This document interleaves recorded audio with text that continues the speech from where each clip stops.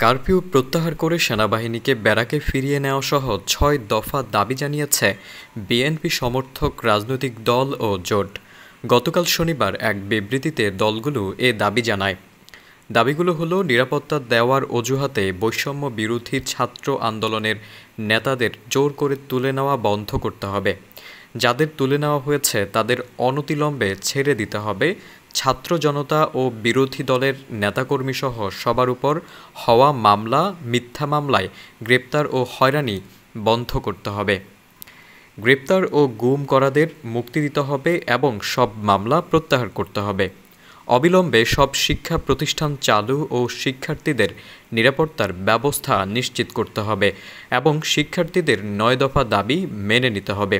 Curfew প্রত্যাহার, BGB ও সেনাবাহিনীকে ব্যারাকে ফিরিয়ে নিতে হবে, ইন্টারনেট ব্যবস্থা পুরোপুরি চালু করতে হবে, আন্দোলনকারী ছাত্র জনতার উপর হামলা, গুলি, হত্যার পরিকল্পনাকারী, নির্দেশনাদাতা ও বাস্তবায়নকারীদের বিচারের আওতায় আনতে হবে। সব হত্যার দায় স্বীকার করে প্রধানমন্ত্রী শেখ হাসিনাকে অবিলম্বে রাষ্ট্রপতির কাছে ক্ষমতা হস্তান্তর করে পদত্যাগ করতে হবে। বিবৃতিতে সরকার বিরোধী রাজনৈতিক নেতাকর্মীদের গ্রেপ্তারে চিরুনি অভিযানের তীব্র নিন্দা ও প্রতিবাদ জানানো হয়।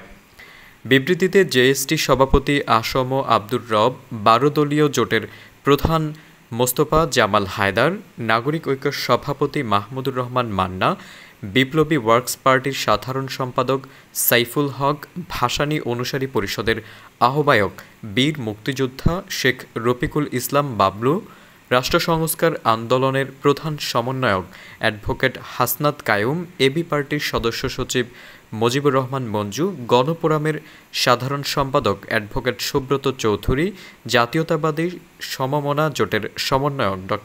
ফরিদুজ্জামান ফরহাদসহ বিভিন্ন দলের নেতারা স্বাক্ষর করেন।